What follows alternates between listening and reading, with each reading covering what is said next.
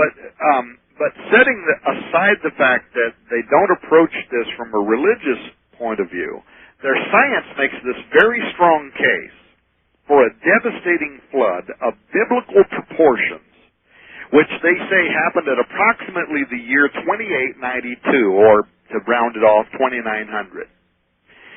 What struck me about these reports, Steve, was that this same dating, the year 2800 to 2900 years before Christ, that's been emerging in scholarship in recent years. And people can look this up. They'll find dozens of scholars who believe that 2800 to 2900 years ago is the likely time of the biblical flood.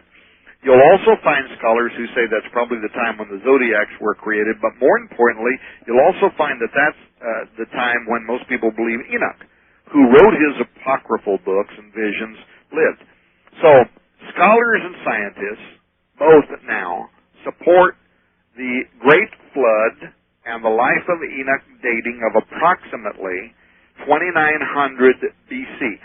Steve, the reason why this could be extraordinarily important is that Enoch said in Enoch chapter 10 that the sons of the watchers, the giant Nephilim, those who were physically killed in the flood, that they would be buried, actually bound or binded in the hills of the earth, the text says, beneath the hills of the earth, contained inside the mountains of the earth.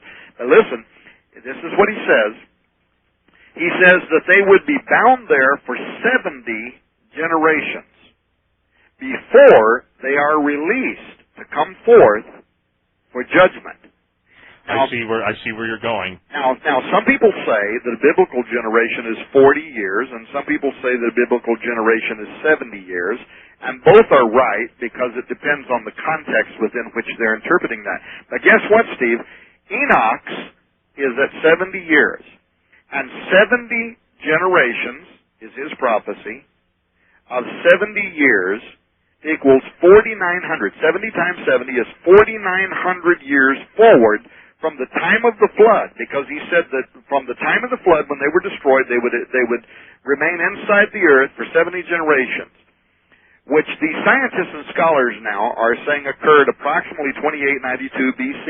Steve, if you this just came to me this week, if you add 2892 BC to the year 2008 AD, it equals exactly 4,900 total years from the time of the flood forward.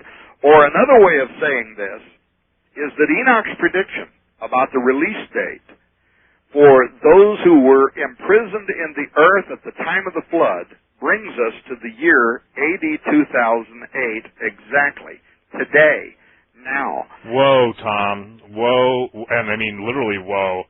If that is, and I've never seen that, and again, you just blew my mind. Thank you. I mean that genuinely. Thank you. Well, I had never seen it before either, and I read this story, and here are these scientists saying that the flood occurred at approximately 2892, BC. And I went and did some research and found that many of the Bible scholars today are agreeing to approximately that time, between 2800 and 2900 BC. And, the dating systems, of course, would not be perfect. At best, they are estimates, but they are close estimates. And what people need to understand is what this means is that we are now at the exact timing of Enoch's prophecy concerning when he says, after 70 generations from the time of the flood forward at 70 years per generation, we are at the year 2008. This absolutely blew me away this week. I came across this. I checked it 2 or 3 times, sideways, backward, and forward. I emailed David Flynn. I emailed different people. And I said, have I just seen what I think I have seen? And everybody emailed me back and said, exactly, you are right. We've never seen this before. And what it means, Steve, is that even if these estimates are off by a few years one way or the other, the bottom line is in any estimate, Enoch's prediction about a swarm of these giants coming forth for judgment harmonizes perfectly with what we've been talking about. It harmonizes perfectly with Isaiah's prophecies about us being in Iraq, Iran, and other prophecies. And what could be quite disturbing about what we're talking about now, to say the least, especially for people who are going blindly along with no sense whatsoever concerning the possibility, God help us, of a sudden eruption of supernatural entities in the air, on earth, and beneath the sea. I wrote this book, Nephilim Stargates. It's a study on the fact that various forces can come through gateways of the sky, sea, and earth. But, Steve, more important than that, these things are also prophesied specifically, not just to generally be able to do so, specifically to come through en masse at the end of time. This whole prophecy that we talked about from Enoch, Isaiah 13:1 through 3, I give command, open the gates, ye ruler, I give command and bring them. Giants are coming to fulfill my wrath. And for whatever reason, this week, the Lord opened my eyes, and I saw this text in Enoch. And it's amazing how you can read these texts, and you read past them, and all these dates and numbers and times, you just read past them. You don't even think about it. But for whatever reason, this television series, Mega Disaster Killer Comets, and that whole dating about 2892 BC being the flood, and I went and checked and made sure that biblical scholars also agree to that date. And then the light went on. Enoch said 70 generations from the time of the flood, which is 4,900 years forward, which brings us exactly to the year 2008. Now, he might be off by a little bit. I mean, our estimates about when the flood might be off by a little bit, but I don't know how far they are off. Well, can I tell you something, Tom? And just to go along with this, and again, because these are the last shows we're doing, I can tell you point blank from the individuals that are equal to some of your best sources in rank that the number they throw around conservatively is 200 to 300 million of these entities. And they told me, they said that, and look, whether people believe this or not, I don't care. We are going to give account to the Lord Jesus Christ for what we're saying to people, and I'm walking in the fear of the Lord with you as we're giving this series.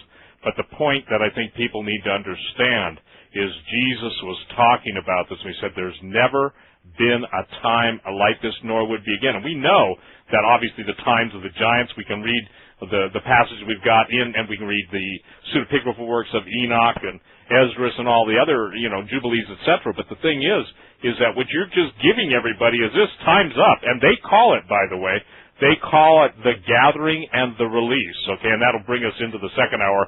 We'll talk about the Black Awakening. Because I think that, ladies and gentlemen, let me make this clear to you. We are talking about we're there. And whether it's the Hadron Super Collider or the various gates that are being opened by all of the nuclear anomalies, nuclear plant anomalies using a great deal of power, etc., there comes a time when this stuff gets released. And Tom, it's literally been told to me by people that are, I just tell you this, equal to the ranks of some of your friends, etc. The bottom line is that these things know the time of their release is coming, and they're incredibly agitated. Yes. Now, I maintain this, that if God sealed them, or Enoch sealed them, and obviously Solomon sealed them with and I don't want to get into the occult, but there really was a ring of Solomon, okay? There really was Solomon's ring. And the thing is that these things know it. It's only natural that to the degree that physical matter deals with the spiritual force or the Casimir effect, or however that plays on, that you would have earth changes. You would have really, I would say, the severe disruptions, not only in consciousness, but also perception. So this is, I got to tell you something, I think God just gave you one of the most amazing revelations. I think this is a mind blower. This is a mind blower. We don't have to know, quote, that in essence, people don't have to worry about waiting for 2012. It's coming really soon. Well, and even if the time frame is off a little bit, maybe it's going to happen in the middle of 2012. I don't know, but I will tell you this: this was not something that I've ever read anywhere. And you know, I've been an ardent student of prophecy. Right, and I've never read it, heard it, and the thought never entered into my mind. It just jumped out at me when I saw it. I thought, I've got to make sure this is correct. It just came to me from out of nowhere. And this was part of what I sat down and talked with my